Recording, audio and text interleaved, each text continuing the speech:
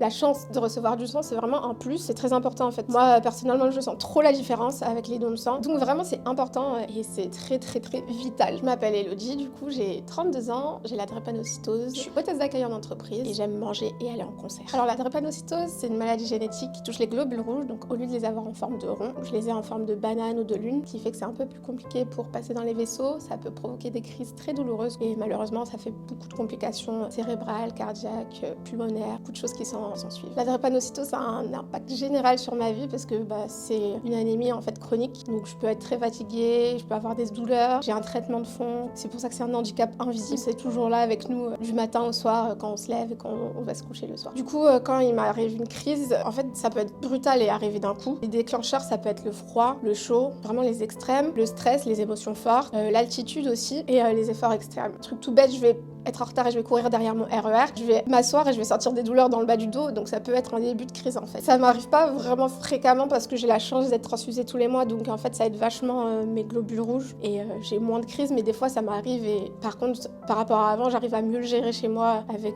des médicaments et ne pas passer par les urgences. Je fais des échanges transfusionnels depuis 2012 maintenant. Un échange transfusionnel, ça va être le fait de m'enlever une partie de mon sang et de recevoir du sang d'un donneur. Mon prochain échange transfusionnel, ça va être dans 4 jours. Et là, du coup, je sens que je suis un peu plus fatiguée, un peu plus envie de dormir plus tôt, alors que normalement, j'aime bien un peu traîner et regarder des séries, mais là, je sens que physiquement, en fait, c'est pas possible. Ce qui est important et qui est à noter, c'est que c'est vraiment très important d'avoir une diversité de donneurs. Donc, par exemple, moi, je suis d'origine algérienne capverdienne, donc il faudrait que toutes ces communautés n'hésitent pas à donner leur sang. 4 personnes sur 1000 qui ont un sang rare, donc voilà, n'hésitez pas. Moi, je suis AB+, donc receveur universelle, donc voilà. Malgré tout ça, en fait, j'ai toujours gardé mon côté positif, souriant, et je me dis qu'en fait, même si on est malade, on peut continuer à vivre. C'est peut-être un peu plus compliqué, il faut un peu trouver des astuces pour vivre normalement, mais c'est possible. Moi, ça me tenait à cœur de partager la positivité. Et j'aime bien montrer en fait ce que c'est réellement d'avoir la vie qu'un malade peut avoir en fait. Donc des fois, ça va être tout rose, tout bien, ça va aller. D'une seconde à l'autre, ça peut basculer, être en crise ou être très fatigué, donc voilà. Ce qui est important, c'est aussi le dépistage, parce que moi, par exemple, mes parents, ils ne savaient pas du tout qu'ils étaient porteurs sains. N'hésitez pas à vous rapprocher du CIDD, c'est le centre de dépistage de la drépanocytose, et sinon, en parler à un médecin, un généraliste. En tout cas, sachez que vous êtes vraiment pas seul. C'est vraiment la première maladie génétique en France et au monde, donc vraiment vous êtes pas seul. Parfois tabou, on peut se dire